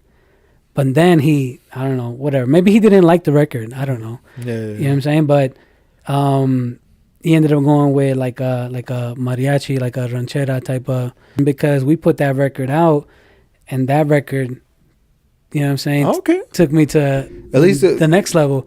That's where sometimes it does, you know what I'm saying? Sometimes records, I mean, they might not work for like what you wanted to make it for it to work, you know what I'm saying? Like, for example, that situation, You know what I'm saying? That, then whatever. Maybe they didn't like the record, or maybe the dude really just wanted to go with a different genre of Mexican music. The way that dude's verse was coming out, I was like, nah, I don't think we could probably do a little bit better. You know what I'm saying? So then I ended up just penning like nah, yo, let's say this, like say that, like nah, that shit it'll be fire if you say this. Then it ended up being like, fuck, like I ended up writing like 95% of it. So yeah, I mean for a reason or more than a reason or two, it definitely worked in my favor for sure. Yeah, that's what's up, bro. Sure. Yeah, hell yeah. Ooh, do you try to seek opportunities like that, or do they come to you, or? That one just came to me, to be honest, through the dude that had made my logo at the time. I had a different logo compared to the one that I have now. I lost contact with that dude, but he was well connected, he knew mad people, and he was dope with the whole graphic designing too. You know what I'm saying? Brutus, that's his name. You know what I'm saying? Yeah, graphic designers, bro. You'll be surprised. They'll know a lot of people, bro. Yeah, oh yeah. I mean, luckily for me, I know a few people as well. So that's another thing I could help you if you ever need. Yeah, nah, dope. Appreciate it. We were talking about that I put out. One of them is called Paper, produced by Demente, he's also a member. Might stand out to a lot of people is he produced the record for La Verdad, which is ACP featuring Sig Jackin from Psycho Realm. So whoever doesn't know or is not familiar, definitely get in tune. There's a lot of was it expensive to collab with them, or they were just doing it for because you were cool and they knew you? Nah, I mean, remember, I've known these dudes for like 20 years. Yeah. You know what I'm saying? But at the end of the day, these are dudes that they're serious about their craft. You know what I'm saying? Like, they don't do this just as a hobby. Like, they do it because they've invested, like, really well known. You know what I'm saying? And you got to respect that at the end of the day. And if you don't, and if there isn't the business side involved, then it's kind of like, okay, so you're not taking it as serious as I am.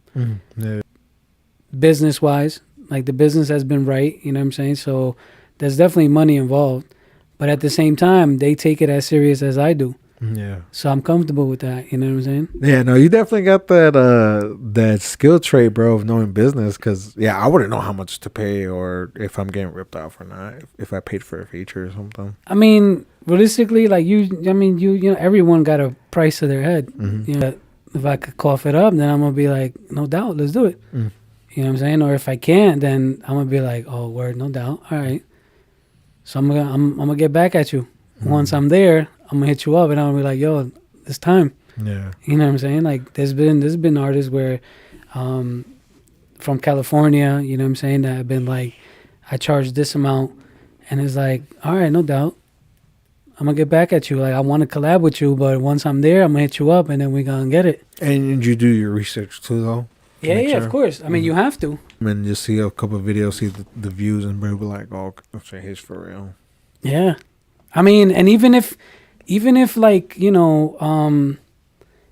not going to be like, all right, I might have like 200 views, but that doesn't mean that I don't take my craft serious. You know what I'm saying? Like, so, I don't know. It depends. Yeah, I know. That's what I tell people too. Like, I mean, I'm not the biggest person, I may get a few views, but I try to be professional as possible. Obviously, if I get too high, my fault, Nah, not so good. Yo, you think we could take a break? Bathroom break? Yeah, if you want to go to the bathroom, yeah. Yeah, I'll be right back. Yeah, I'll fuck around. Yeah. What we do? We. No. Yeah, there you go. I'll be right back, bro. All right.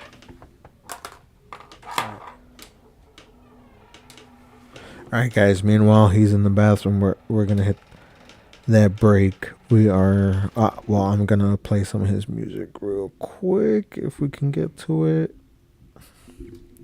Guys, if you are in the chat, please hit that like button, and if you're not subscribed, please hit that 611. But now I'm at 613. Thank you to all those people who just and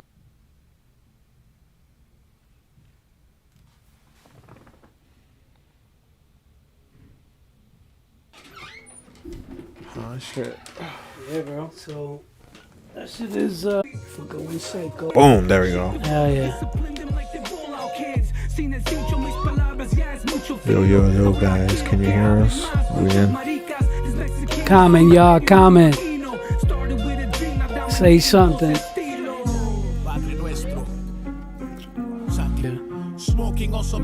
Oh wait, hold on.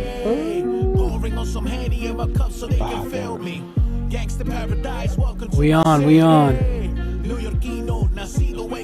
on.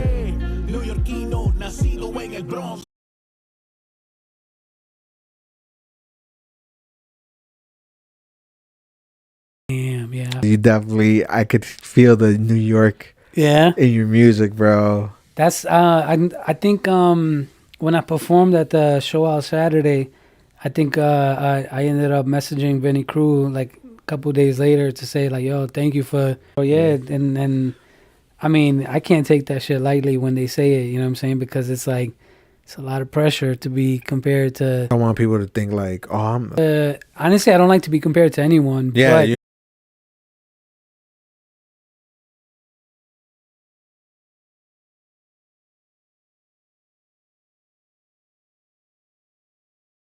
it's 5, 6 Yeah, hours. bro. Yeah. You know what I'm saying? I mean, I shot just one music video for the homie, but I've done videos, bro. And that shit, and like, I've done like a setups, and bro, that shit does take time. Yeah, for sure. And I mean, it also depends on like, for example, with Pope Francis, I'm kind of like, you know, like drifting off of what we Mic Check and Roses, but with Pope Francis, a film set.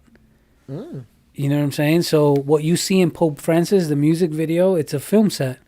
So it's not like we had to prepare the film set and make it look the way that it looks, because then that would have taken fucking time. No, I thought you went somewhere for that. Yeah. We went somewhere and it was a film set, and we showed up and we. Wait, but like when you say film set, like was that the structure how it looked like? That's how it was. Yeah. Oh, okay. Yeah. Oh shit. Yeah. And obviously, you know, there's money involved, so. You Yeah, know. no, that's dope. I didn't think that they did. But shit it fit for the record that we were releasing, which is Pope Francis. Yeah. So we saw these film sets and we were like, oh shit, like this shit works for the video. Let's film here. Okay. You know what I'm saying? As opposed to Mic Check. I'm not sure if you've seen the Bing Bong remix. Is That's video? That's another music video. Mm-hmm. And we filmed that music video, and it was this. So basically, what I'm getting at is that there's videos that we've kind of like, how do you say? We kind of gave him the vision, and then we kind of figured out, well, let's film here, or maybe here. You know what I'm saying? And those are the ones that have taken longer to film, as opposed to showing up to Pope Francis. You have a scheduled time. You show up at this time. You already know what your set looks like. Okay, yeah. You know what I'm saying? So Yeah. then you show up. You're there. Yeah. You know what I'm saying? And then as opposed to like Guns N' Roses, you know, those videos have been more kind of like freestyle. Mm. You know what I'm saying? Like, Even though it's freestyle, do you try to point to the direction you want it to go? yeah, 100%. Okay. Yeah. Because you know we do want the video. We want the visual to reflect the audio. You know what I'm saying? So what you're listening to, we do, you know what I'm saying? For you to be like, okay, cool. So like if you watch that video, right, Guns N' Roses, like you're going to be like, these dudes sound like they're from New York. You know what I'm saying? And, you know, we are. You know, that's the sound that we're bringing. So as opposed to like, for example, it'll be a different setting if it's someone... You know what I'm saying? You're gonna see when you watch that video, you're gonna be like, oh, it looks like they're from California, or they sound like they're. what you see in Guns N' Roses, because just the setting is just different Yeah. in California. Yeah. Yeah. You know what I'm saying? So when you see the setting, you're like, oh, like they're probably from California, or they probably filmed it in California. You know what I'm saying? So yeah, shit like that. Hmm. Yeah. Do you do you try to tell a story through your videos, or do you like go for just visuals? I think ultimately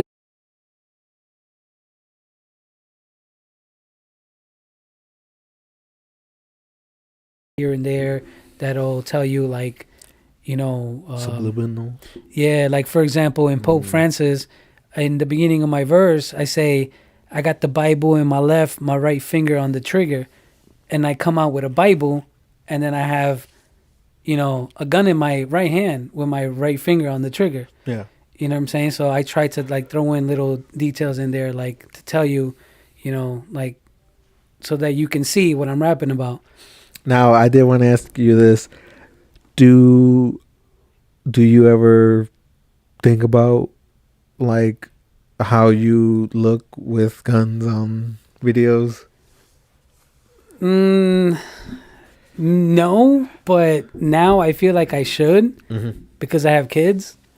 You know what I'm saying? So maybe before then, like I wouldn't. But I feel like I've reached a point in my creative space that now I'm just like no, like this is how I feel when I wrote it. This is how I felt when I wrote it. So now I need to showcase what I felt when I wrote it. You know what I'm saying? Yeah. So, but because I have kids now, but I mean, honest with you, like when I filmed Pope Francis, like I already had kids, Mm.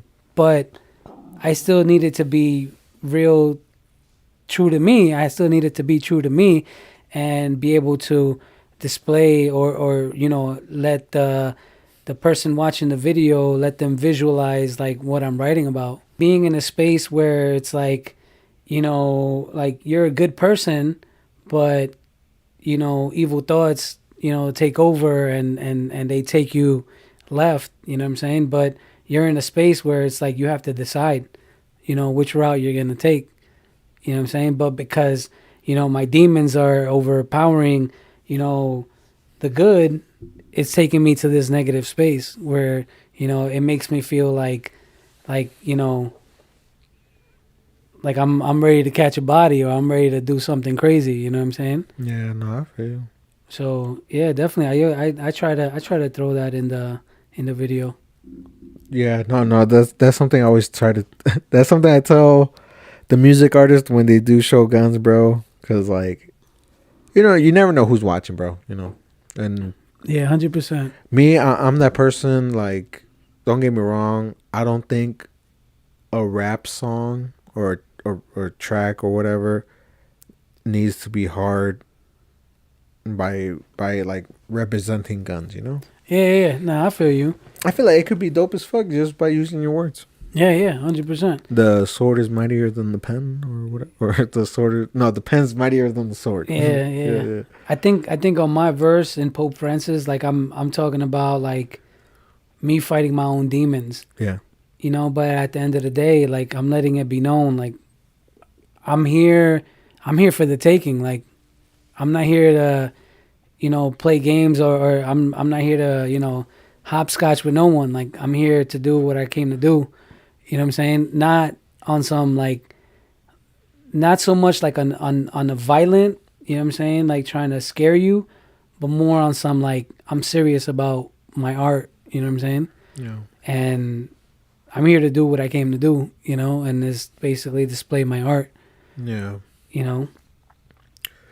That's something I always tell, music artists is like, we have one thing in common, besides the podcast. Like, take the podcast away, like a trade away from me. Yeah. And the art, bro, like the art and the music, like you're trying to show people your music. I'm trying to show people my art. That's something I feel like me and music artists have in common, bro. Yeah. And that's another reason why I started the podcast, bro. Because like, like I know they want to talk about the music and shit, bro. Yeah, 100%. And at the same time, like, I mean, being real with you, like, we need each other. Yeah. You know what I'm saying? Because you can't have a podcast if you have no one to interview. Yeah, and not just podcasts, but art and music, bro. Art and music has always been together, bro. Yeah. They're like yin and yang, bro. Yeah, exactly. I mean, in my opinion, I don't know, maybe wrong. Yeah, no, 100%. Yeah, hell yeah. It's all part of the craft. You know what I'm saying? Like it's all part of the circle. Yeah. You know, whoever is a creative is somehow doing music, art, you know, performing, creating, like it just everything, like, you know, ties in. Yeah. You know, full circle. So yeah, hell yeah. You're dope, man. Dude, we did hit the 2 hour mark in 2 minutes. Yeah. How many people? We have that one viewer, so shout out that viewer that has been with us for a while, bro. It's just us. Yeah. Nah, I mean, you know, people gonna catch on to it later. Yeah, no, yeah. Mm-hmm. No, even though they don't catch on to the live like right now, afterwards, bro, they can always watch it. Yeah, of course. Yeah, it's definitely saved on my YouTube and Facebook, so they can always watch it. Hopefully they find this shit interesting, you know what I'm saying? We've been talking about some dope shit. Yeah, definitely shout out. I am the Luna. I wasn't expecting 2 hours. Were you expecting 2 hours? Nah, I honestly, I just knew that I was going to come through and meet you and, you know, come and say a couple words. And, you know, at the end of the day, we're connecting. So yeah. Next thing around, we're going to do something bigger and, you know what I'm saying, something more and then keep growing from there, hopefully. Yeah, for sure. I mean, obviously, you don't got to leave right away. We can finish these. 100%. Yeah. But, I just want to close off the live because, we did hit that 2 hours and shit. Yo, whoever's tuned in, check out the Spotify. You know what I'm saying? Show love. Show love to Angel Rodriguez over here. Fucking Z Studios, right? Yeah, Z Studios, man. Yeah, man. Let's keep this culture going, man, for sure. Yeah. Thank you to everyone that has tuned in, that's going to tune in. You know what I'm saying? Show love now or later. And get in tune, man. We're here to stay. And guys like that, stay tuned and stay safe.